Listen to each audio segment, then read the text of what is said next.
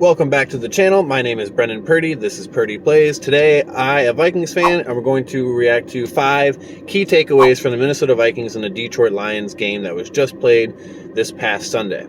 Number 1, the conservative offense has been an issue ever since Mike Zimmer took over in 2014. His philosophy is run, run, pass.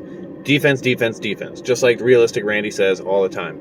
And it is so true. It's so frustrating. With 37 seconds left to go in the first half, we have 2 timeouts, and we're up 13-6. We have, like I said, 37 seconds left, and Mike Zimmer opts to run the ball twice and then run out the clock for the end of the half.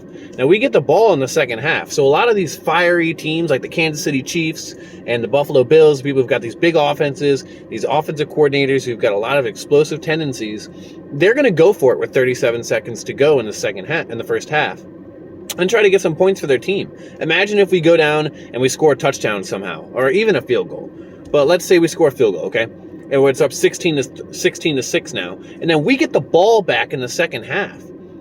So, I mean, we could be up at that point 23-6 if we score in the second half. But no, Mike Zimmer wants to stop, run the ball twice, and go at halftime up 1 touchdown. It just doesn't make any sense to me. He's got to be more explosive. We have offensive playmakers. We have Adam Thielen. We have Justin Jefferson. Tyler Conklin's been stepping up in Irv Smith's absence. I mean, there are a lot of options here. Alexander Madison has been going crazy, okay? And that is my point number 2. Point number 2 is Alexander Madison is an absolute monster.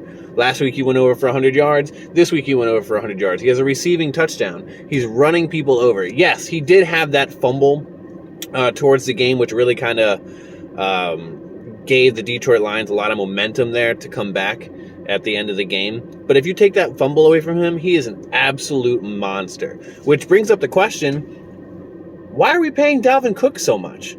I mean, we've had 5 games this year, and he's missed 2 of them. He's got a 60% play rate so far through 2021. And his production has been very good. I'm not saying that he hasn't produced very well, but look at Alexander Madison. We're paying him nothing.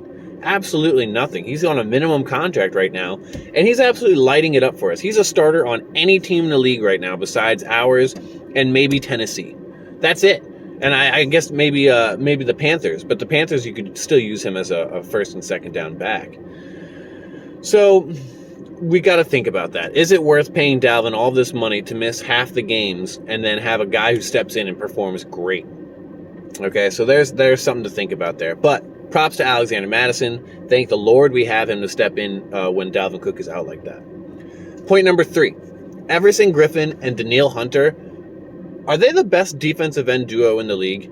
If not, please comment below and tell me who you think is better, because right now I can't think of anybody who's had a better start to the season as a pair than Danielle Hunter and Everson Griffen. Everson Griffen has 4 sacks in his first year back from Minnesota after a 1-year hiatus, and Danielle Hunter has 6 so far through 5 games. That's pretty good. Guys, this is pressure that we never got last year. Last year, we never got any sort of pressure like this. We had Danielle Hunter basically doing it on his own. And he was on the sideline. So we didn't have anybody, okay? So this has been great so far. Hopefully we can keep that going and get those inside guys going as well. With Michael Pierce out with the elbow injury. We'll see what happens with there. Point number 4.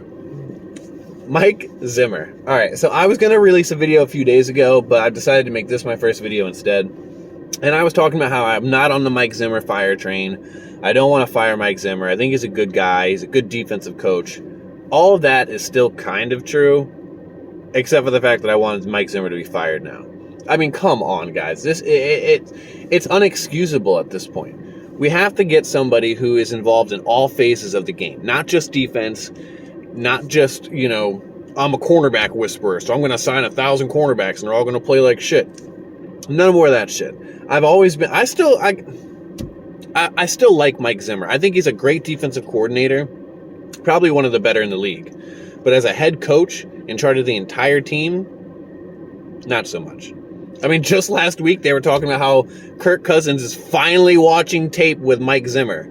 Something that should have happened day 1 when Kirk Cousins comes in. Day 1 they should be going through film and trying to figure out what's going to work for their offense. But oh my gosh, we're finally getting there 3 years later where they're watching film together. whatever, okay? Now, point number 5, last point that I'm going to make today, has to do with Kirk Cousins and Mike Zimmer. Did you guys see that post-game celebration that they were doing afterwards? That was weird. Okay, so we kick the field goal, we win the game, and then Kirk Cousins comes over, punches Zimmer in the chest, and gets fired up. Grabs him, yeah, let's go! And Mike Zimmer does not react very well to that. I don't think he saw Kirk Cousins coming from the side, and when he felt that punch in the chest, I think he got angry, because he shoved Kirk Cousins away from him, and you had an assistant coach come over and kind of hold him back, and it looked like they were going to fight. Kirk Cousins was clearly just fired up. But then they asked Kirk Cousins about it after the game in the post-conference. He says, we're just getting fired up. I'm just happy and all that kind of stuff. But the reason why I bring this up is because it kind of just sheds light on that Kirk Cousins and Mike Zimmer relationship. I mean, Kirk Cousins is fired up. He's a weird dude. He's an awkward dude. He came over, and he was fired up for this win that we should have had 2 quarters ago. And Mike Zimmer just did not react the way that you would expect a coach and a player to react together to. So I thought that was kind of interesting. They're going to blow it over like nothing happened, of course, but that relationship has been on the fritz, and I think everybody knows that. So those are my 5 takeaways from the Minnesota Vikings and the Detroit Lions game this past weekend. I'll be coming out with another video probably on Friday or Saturday, talking about 5 key points to our next game coming up. So please like and subscribe. Give me a comment below. Let me know how it's going. This is my first video ever, so I'm just trying to hash things out.